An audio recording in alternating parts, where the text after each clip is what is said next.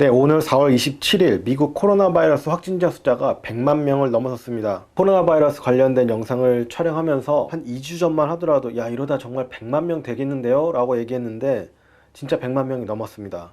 현재까지 100만 4,487명. 뉴욕, 뉴저지는 수치가 점점 떨어지고 있는 건 사실이에요. 하지만 매사추세츠, 일리노이 이런 데는 여전히 높은 하루 확진자 숫자가 나오고 있습니다. 이곳 일리노이는 지난 24시간 내 1980명이 새로운 확진자로 나왔고 50명이 또한 사망했습니다.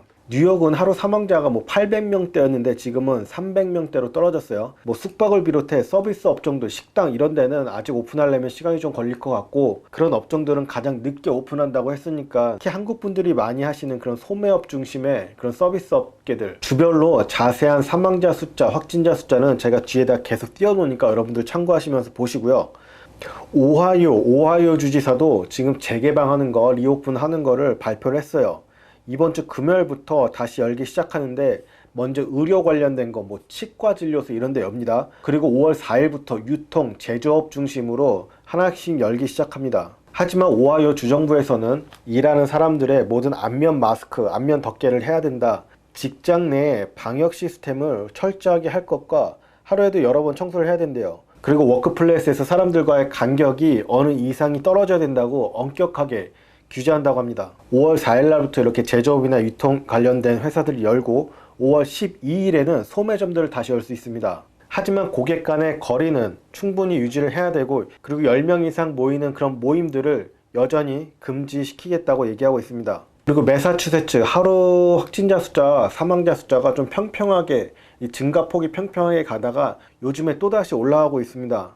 주정부에서 그 스테이홈 하라는 이 명령은 5월 4일까지였는데 이게 조만간 다시 한번 발표를 할 거래요. 그런데 주지사는 우리 주는 다른 주와는 지금 상황이 좀 다르다라고 이미 얘기를 했어요. 이걸 토대로 봤을 때 조금 더 그 명령을 연장할 것 같아요. 실제 매사추세츠는 하루 사망자 증가 추세나 확진자 증가 추세가 여전히 높습니다. 자, 뉴욕은 올해 대통령 예비 선거를 갖지 않습니다. 프라이머리 선거를 취소했어요. 6월 23일이었는데 지금 그럴 상황이 아니라서 취소했고요. 올해 이 대통령 프라이머리 선거를 하지 않는 첫 번째 주가 됐습니다. 하지만 실질적인 큰 의미는 없습니다. 왜냐하면 민주당 중에서 전 부통령 바이든이 실질적으로 지금 대선 후보로 올라왔기 때문에, 지금까지 오픈하고 있는 주들을 좀 정리해서 말씀드리면, 조지아주 먼저, 조지아주와 오클라호마주는 지난 24일부터 미용실, 이발관, 체육관, 볼링장 등 거의 모든 업종의 영업을 허용했고요. 텍사스주도 지난 24일부터 그 사업장 안으로 사람들이 들어올 수는 없지만 손님들이 밖에서 물건을 가져가는 형식의 그런 비즈니스들은 지금 가능합니다. 알래스카주도 모든 소매업들 다 오픈했고 25%의 손님들만 받을 수 있도록 지금 허락했습니다. 하와이주는 해변을 엊그제 개방을 했고요. 낚시하는 거, 운동하는 거 야외에서 다 가능합니다. 그리고 테네시주는 오늘부터 모든 식당이 오픈 가능하고 29일부터는 모든 소매업 오픈합니다. 콜로라도, 미네소타, 몬태나주도 조만간 자택 대피령 다 푼다고 합니다. 자, 아이오와주 27일 오늘부터 농산물 직거래를 중심으로 하나씩 오픈하기 시작합니다. 미주리주는 5월 4일부터 규제가 풀립니다. 거의 모든 사업체들 문을 열 수 있다고 합니다. 소매업들 다 포함입니다. 자, 아이다호주도 5월 3일부터 오픈을 하나씩 시작하고 종교 행사 모두 가능합니다.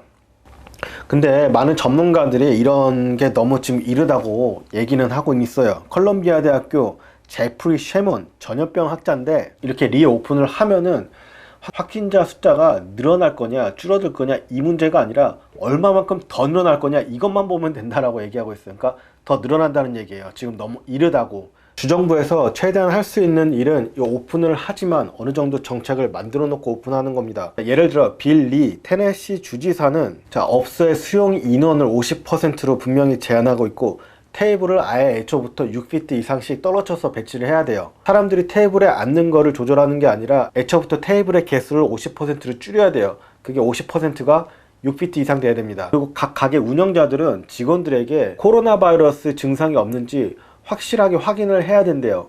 근데 이렇게 해놓으면 나중에 가게를 하는 사람 입장에서는 어느 정도의 책임을 져야 된다는 얘기인지, 저는 어쨌든 2주 후에 조지아를 중심으로 좀 한번 봐보려고요. 좀 주의 있게. 이 잠복기가 2주잖아요. 그러니까 2주 후에 그 하루의 확진자 숫자가, 그리고 사망자 숫자가 증가했냐 아니냐 이걸 보면은 좀 확실히 알겠죠. 이런 걸 보면 한 가지 굉장히 궁금한 점과 의문점, 그리고 야 대단하다라고 생각한 거, 한국은 셧다운을 안 했잖아요. 한국은 가게들 다 오픈하고 그랬는데도 진짜 대단한 것 같아요. 그러니까 조지아 같은 경우에 지금 다 오픈을 했잖아요. 근데 하나 걱정되는 거는 한국 사람들은 야 사태가 이렇다 했을 때 스스로 거리를 유지하고 마스크 쓰고 이러는데, 어제 올린 영상 보셨죠?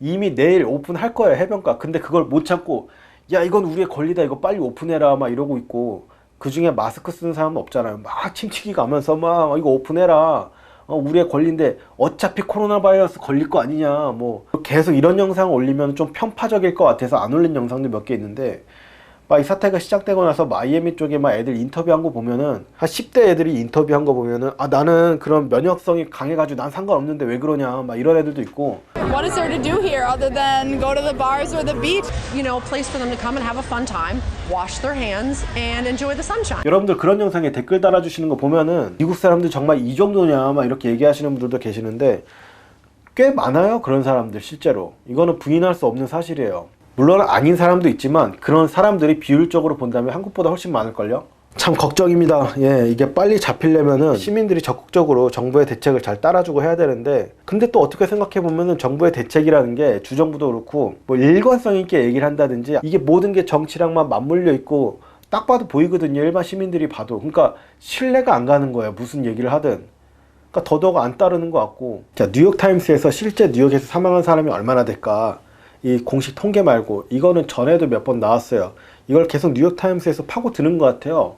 실제 이 통계가 맞나 하는 모든 사람들의 의문점이기도 하죠. 어떻게 계산했냐면은 3월 11일부터 4월 25일까지 총 사망자 숫자가 뉴욕에서 27,600여 명이래요. 27,600여 명.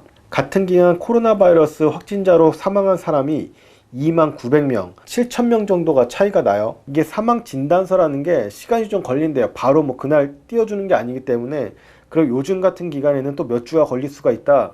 그러니까 실제로 3월 11일부터 4월 25일까지 사망한 숫자는 훨씬 많을 수 있다. 그러니까 코로나 바이러스 포함해서 어쨌거나 이 기간에 사망한 사람들, 그러니까 7,000명의 그 차이보다 훨씬 넘을 수 있다는 거죠. 그러면은 최근 평균적으로 이 기간 내에 실제 뉴욕에서 사망한 사람이 몇 명이나 될까? 4,200명이래요. 그러니까 이 기간 동안 평균 4,200명 정도의 뉴욕 시민들이 사망했어요. 여러 질병이나 뭐 사고나 이런 걸로. 즉 다시 말해서 최소한 7,000명, 그리고 사망 진단서가 아직 처리가 되지 않는 사람들까지 하면 훨씬 많겠죠. 사망 진단서가 지금 이제 프로세스가 끝난 이 7,000명의 차이 중에 이전 연도에 보통 한 4,200명 정도니까 약 한 3,000명 정도가 비는 거예요.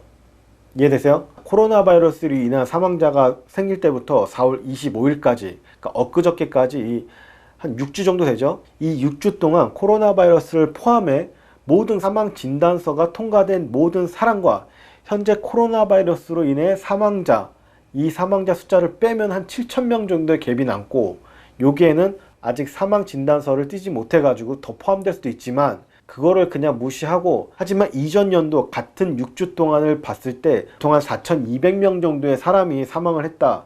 그러니까 한 3,000명 정도가 빈다. 그러니까 뉴욕타임스에서는 최소한 3,000명, 이것보다 훨씬 많겠지만, 왜냐하면 사망 진단서가 아직 안 나왔기 때문에, 그러니까 최소한 3,000명은 이 코로나 바이러스로 더 사망한 게 아니겠냐 조심스럽게 얘기하고 있어요. 물론 오차는 있다, 이거를 분명히 밝히면서 굉장히 합리적인 의문 아닌가요? 이 정도면은. 그쵸?